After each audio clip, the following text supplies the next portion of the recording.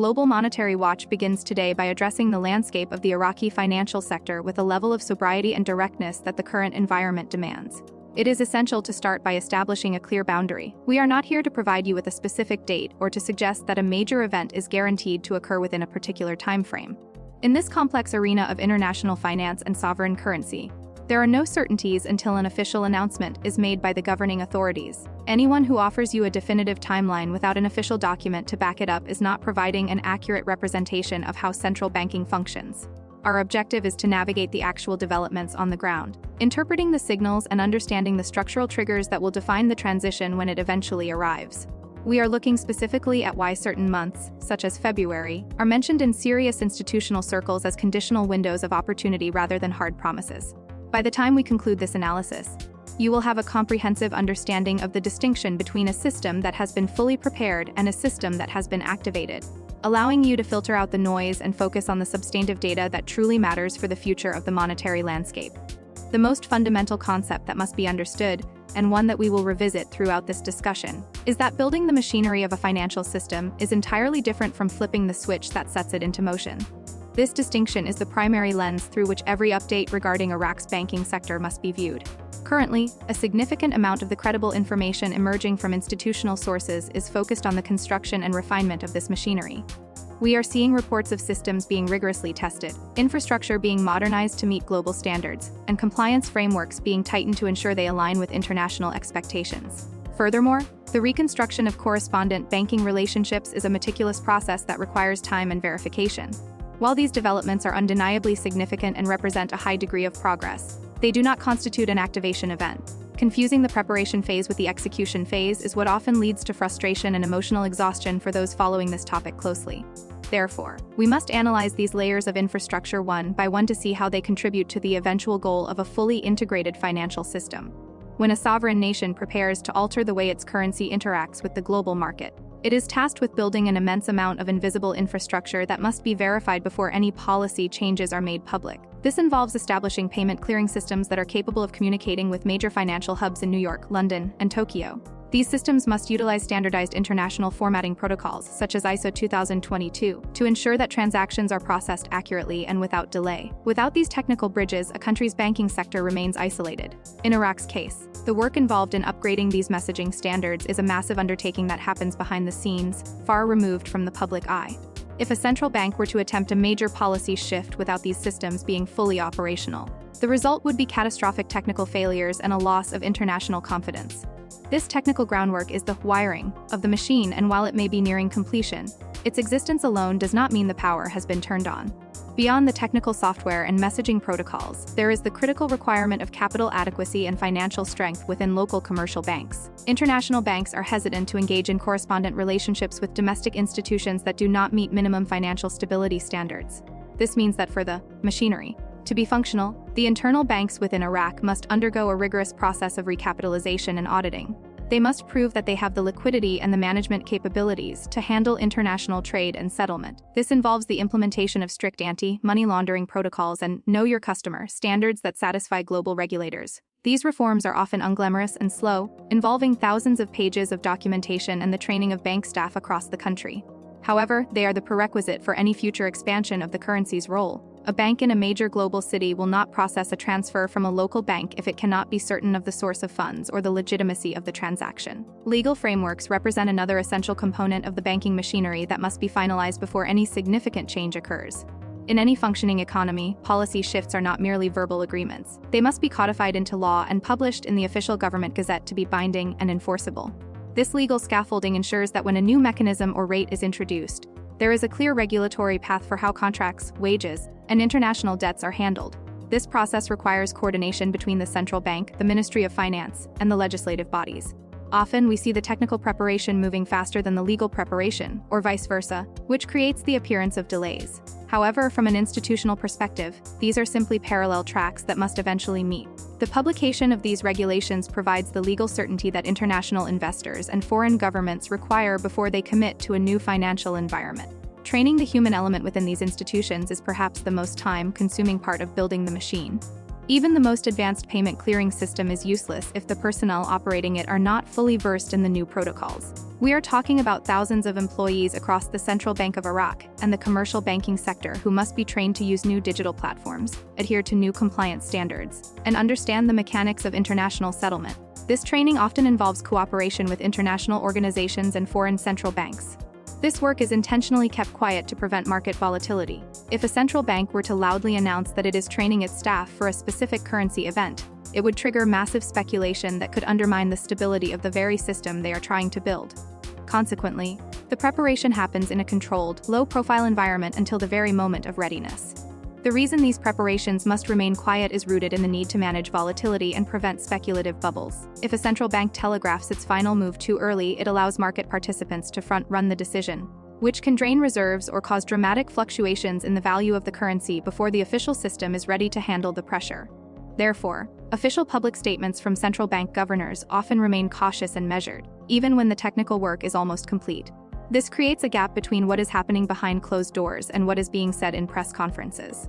To the casual observer, it might look like nothing is happening, but to the institutional analyst, the publication of FAQ documents, reform roadmaps, and operational guides are clear indicators of a methodical progression toward a goal. These are not vague promises. They are the artifacts of a professional bureaucracy working through a complex checklist. Right now, based on documented institutional behavior, the Central Bank of Iraq appears to be in an advanced stage of this technical preparation. We can see this through the release of detailed guidance documents that outline how the banking sector will operate under a modernized framework. These documents provide the specific rules for how trade finance will be conducted and how banks will interact with the digital platforms used for international transfers. While these documents are a strong signal of progress, they are still part of the machinery phase. They do not mean that a new policy is currently live. The machinery can be fully assembled, the staff can be trained, and the laws can be written. But until the governing board of the central bank issues a formal, public declaration to the international community, the status quo remains in place. For the outside world, including currency holders and international settlement desks, nothing changes until that specific official trigger is pulled. One of the most frequently discussed and often misunderstood aspects of this financial picture is the role of foreign exchange reserves. Iraq currently maintains a substantial cushion, often cited as being in the range of $100 billion, which includes significant gold holdings. Many observers believe that the accumulation of these reserves is a direct signal of an imminent revaluation or a sudden rate change. However, in the world of central banking, reserves function primarily as a buffer and a tool for stability. They are not a magic key that automatically triggers a change. Instead, they provide the central bank with the ammunition needed to defend its currency and manage volatility during a transition. A high reserve level tells the international banking community that the country has the financial strength to back its commitments. It is a confidence-building measure that makes any future policy change more credible and sustainable. To understand why this confidence is so important, we must look at the perspective of correspondent banks in the West. These banks are risk-averse by nature. They will only reconnect with a banking system if they are certain that the system is stable and that their transactions will be honored. A massive reserve position acts as a guarantee that the central bank can absorb economic shocks and maintain liquidity. When a country decides to broaden its currency's international role, it must prove to the world that it won't run out of foreign exchange the moment the markets get volatile.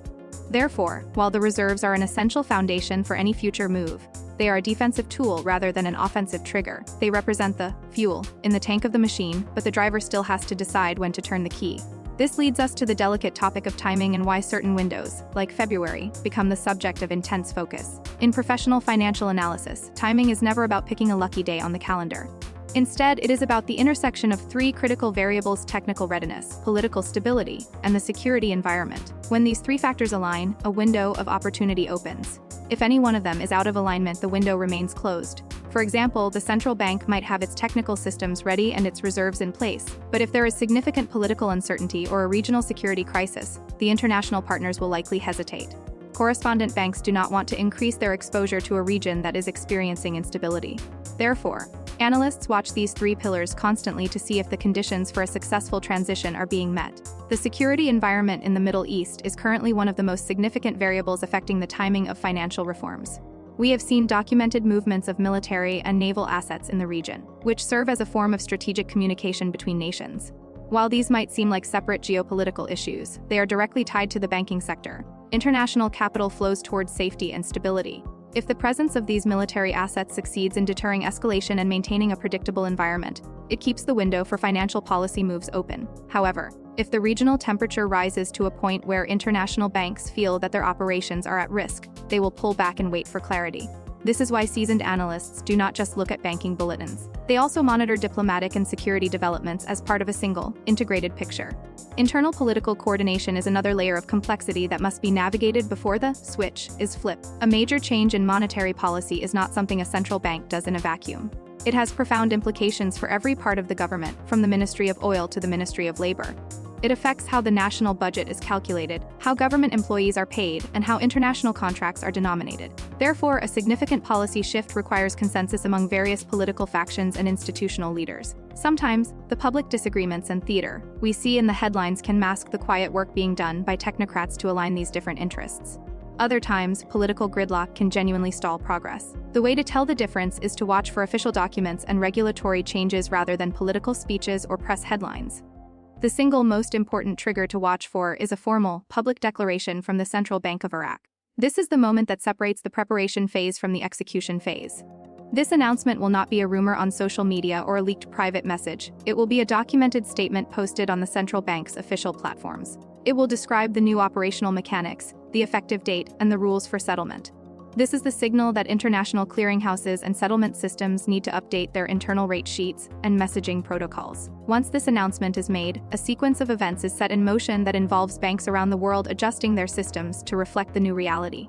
This is the switch, and until it is thrown, all the preparation in the world remains just that, preparation. When such an announcement is made, the response from the international banking community will be swift but methodical. It won't happen in a single second. It will take hours and days as global institutions verify the announcement and update their internal software.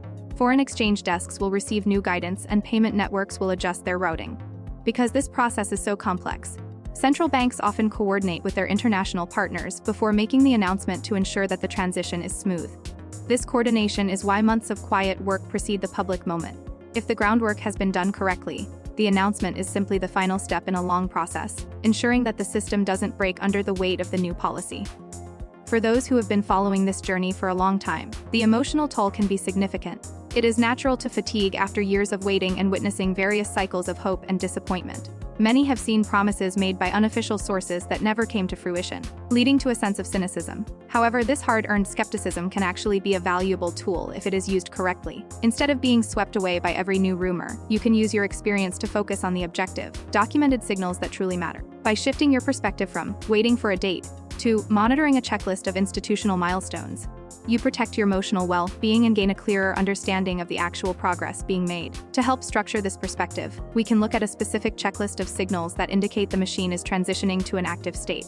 The first is the language used in official CBI communications. We are looking for phrases that describe operational implementation rather than general reform goals. When the language shifts to effective as off, or provides specific technical instructions for trade settlement, it is a sign that the execution phase has begun.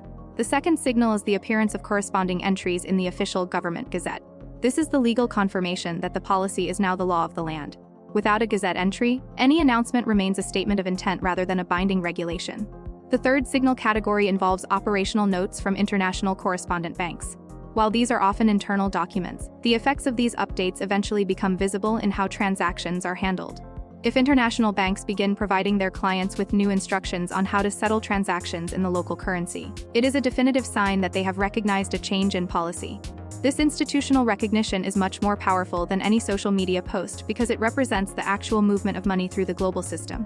Furthermore, regulatory bulletins from the domestic banking regulator will show whether the commercial banks have met the final standards required for full international integration, such as updated capital requirements and digital certifications. The broader economic backdrop also provides essential context. Major infrastructure projects, foreign investment deals, and energy agreements create the real world demand for a functional and integrated banking system. As these projects grow in scale, the pressure on the government to finalize financial reforms increases. International corporations bringing billions of dollars into a country require a banking sector that can handle large-scale transfers and currency conversions with transparency. Therefore, the more we see Iraq engaging in massive global trade and infrastructure deals, the more certain we can be that the financial machinery is being pushed toward completion. It is also important to address the disparity between rumor channels and institutional analysis. Many informal sources of information rely on creating a sense of urgency and certainty because that is what generates engagement. They offer specific dates and guaranteed outcomes that appeal to the human desire for a quick resolution. In contrast, serious institutional analysis is often less exciting because it deals with complexities, conditions, and contingencies. It tells you that a window is open if certain conditions are met, rather than promising that something will happen on a Tuesday. While the conditional approach is less emotionally satisfying, it is the only one that provides a reliable map of the financial landscape. Learning to distinguish between hype and analysis is perhaps the most important skill for anyone navigating this space. When a transition finally does occur, it is likely to be a managed and phased process rather than a chaotic, overnight event. History shows that when countries modernize their exchange mechanisms, they often start with pilot programs or parallel operations. This allows the central bank to test the new systems with a small group of banks before rolling them out to the entire economy. During this phase, you might hear reports that the system is live, while the general public doesn't see any change yet. This is not a contradiction, it is simply the nature of a professional financial rollout. The goal is to ensure that every technical glitch is fixed before the full weight of the market is applied to the new system.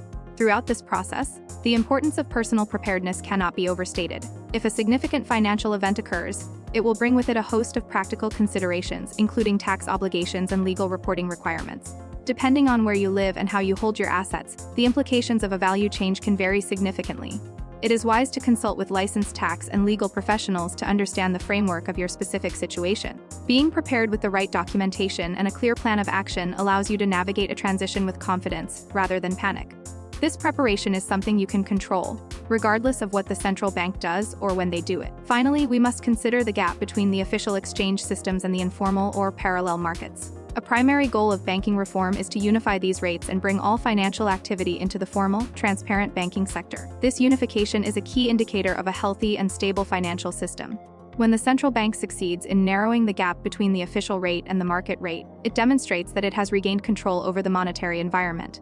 This control is essential for attracting foreign investment and ensuring that the benefits of reform are felt across the entire economy. Watching the convergence of these rates provides a real-time look at the central bank's progress in stabilizing the machine. In conclusion, the current state of Iraq's banking sector is one of advanced preparation and systematic reform. The machinery is being built with precision, the reserves are acting as a solid foundation, and the technical systems are being modernized to meet the world's highest standards. While the switch has not yet been flipped, the evidence of progress is documented and visible to those who know what to look for. By staying focused on official institutional signals and maintaining a disciplined, analytical perspective, you can navigate the noise of the rumor mill and remain grounded in the reality of the global monetary landscape.